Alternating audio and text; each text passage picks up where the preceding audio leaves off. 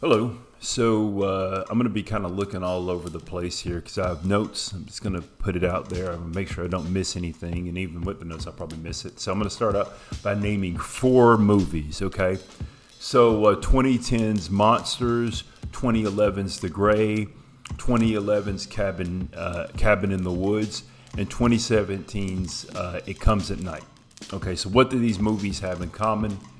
I'm going to focus on two things that I think they all have in common. One, I think they're all pretty good movies. Two, I think they're movies that if you see the trailer and then you watch the movie, you're getting two different experiences there. In other words, you go in, you watch the trailer, you go and watch the movie, and you're expecting something very different than what you get. If you've seen Monsters, you think it's going to be a movie about like kaiju, like these giant monsters. It's not. It's like a combination of like a road trip movie with a love story.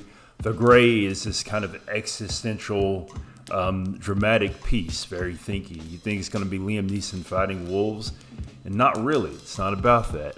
Cabin in the Woods, it is a meta commentary on horror, even though it's a comedy, whatever, right?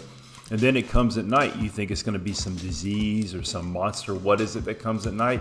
And it is a type of monster, but watch the movie, right? It's not the action-packed or whatever thriller that you think you're getting. So why do I bring this up? So I am going on YouTube like I do every day, and a trailer comes up. It is a movie called Civil War, which is supposed to be released April of 2024. And in the trailer, there is an account of I guess the United States has divided into territories and is at war with itself.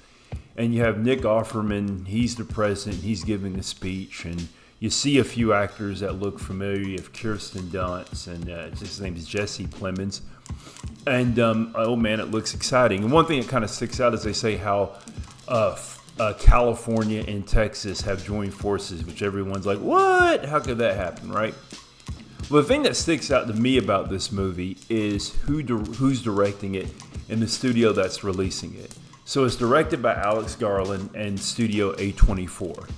And I think what's going to happen with this movie is this. There is a lot of interest in this movie because, well, there is this thing going on now where people are like, it's almost like they're fascinated by this idea of America going into some type of civil conflict. We really don't even have a good reason into going into a civil conflict. People say like, oh, I'm being disenfranchised, or there's some big agenda or something like. Our systems haven't broken down. Like we still have elections. If you think, well, if you're unhappy with the system, you can still change the system, right? There's not martial law. There's not any of that stuff going on. The system's actually still functioning pretty well. But that's a whole nother thing. I mean, you can put it in the comments. Whatever, I don't want to get into that. Let me just focus on the movie. So like I said, A24 and Alex Garland. Now, A24, if you look at it as a studio, they put out a lot of, do they have some kind of more mainstream movies? Kind of yes and no. They have X and they have Pearl, and those are kind of mainstream, I guess, as far as horror movies go. But if you see those two movies, they're different. So if you get the chance, look at the list of all the movies that have been released by A24. I do not have that list in front of me. So I'm going to go hopefully I don't mess this up and I'll put something in there if I get some of these movies wrong. I'm pretty sure The Witch is an A24 movie. I'm pretty sure Hereditary is an A24 movie. I'm pretty sure The Green Knight is an A24 movie. The reason I mention these movies is because they're kind of unusually themed movies. And the previous movie I mentioned, It Comes at Night, is definitely an A24 movie. These are kind of unusually themed movies, different. But they were all kind of the bigger, well-known A24 movies. I think Midsommar was an A24 movie. Okay. Like I said, if I get any of those wrong, I'll flash it across the screen. But I'm pretty sure all of those were A24 movies. So going to Alex Garland. Alex Garland, the first movie he wrote was 28 Days Later, to my knowledge. He probably wrote some scripts or did some punch-ups, but whatever. So he started out, he wrote 28 Days Later, which he did not direct.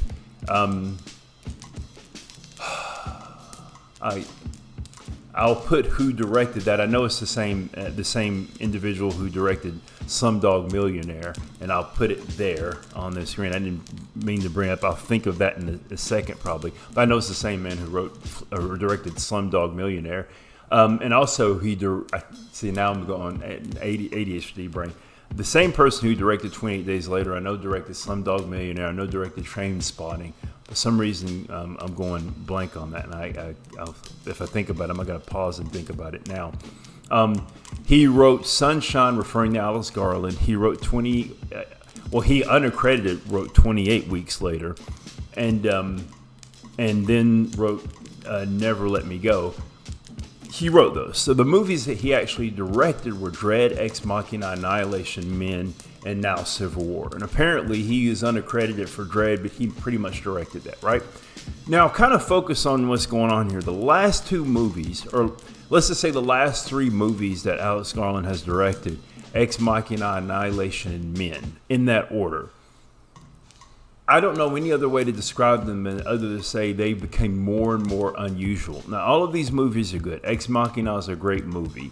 Annihilation's another great movie. Men, although it kind of gets a little bizarre and the symbolism gets a little convoluted, I am one of 5 people in the world who saw it, and I'm one of 3 people, maybe 2, who thought it was good, right?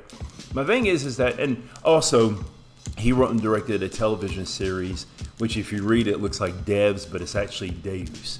Okay, so Alex Garland likes to take on these heavy, weighty, thoughty ideas, and a lot of his movies are symbolism. You watch Men, it's all symbolism. Annihilation, even though he wrote the screenplay, it's based on a book. It's the first of a trilogy, which I read the books. I think the movie's a bit of an improvement onto the book, actually.